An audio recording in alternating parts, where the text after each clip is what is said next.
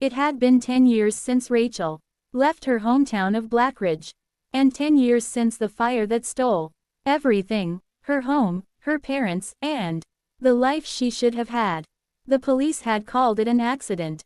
An old wiring fault, maybe a forgotten candle. But Rachel knew better. There had been only one person with something to gain from that fire: Ethan Voss. Ethan had once been her father's protege at the investment firm. Ambitious, charming, ruthless. When her father began noticing discrepancies in accounts, he confronted Ethan. That night, her family home burned to the ground. With her parents still inside, Rachel had been at a sleepover. She survived, but the guilt never left. Neither did the plan. She reinvented herself as Ray Ellison in New York. She worked her way up through law school, interned in the city's most cutthroat firms, and built a reputation for strategic brilliance and cool detachment. Every step she took, every win she secured, was leading her back to one man: Ethan Voss. Now a billionaire tech investor, Ethan had cleaned up his image. He ran charity galas, funded scholarships, and smiled on magazine covers. But to Rachel, he was still the man who murdered her family and walked away without a scratch. But he wouldn't walk away this time. Rachel started small: whispers in the right ears, anonymous tips to regulators. Ethan's firm, Voss Capital, began to shake. Investors got nervous. The media caught wind of questionable accounting. Then she made her real move. Rachel applied for a senior legal strategist role at Voss Capital under a false identity.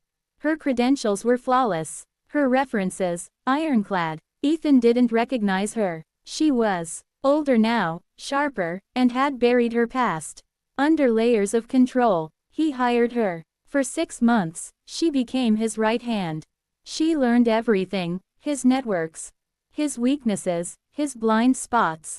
And finally, she found the smoking gun, buried in a hidden server, encrypted emails between Ethan and an arsonist for hire.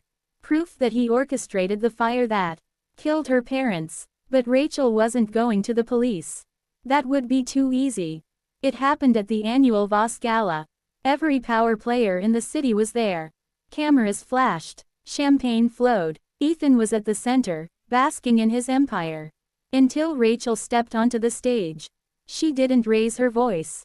She didn't need to. She played the recording, the emails, the insurance payout, the photos from that night. Every lie unraveled in front of 100 elite guests and the live streaming press. Ethan froze. His smile vanished. His mask cracked. "You killed my parents," she said calmly into the microphone. "You burned them alive, and made it look like an accident. You took everything from me, and now I'm taking everything from you." The room erupted. Security tried to drag her away, but it was too late. The evidence had already been uploaded, broadcast across every major platform. Within hours, the authorities had a warrant. By morning, Ethan Voss was in handcuffs. Rachel stood in front of the smoldering ruins of his empire and felt nothing but cold satisfaction. 6 months later, Rachel sat on a park bench overlooking the river. Her name was clear now. The investigation into her family's murder had been reopened, and Ethan would face trial for arson and murder. A reporter had once asked her, was it worth it? She had smiled, not because it brought her peace, but because it gave her power. "Justice isn't about peace," she'd said. "It's about balance." And she had restored the scales.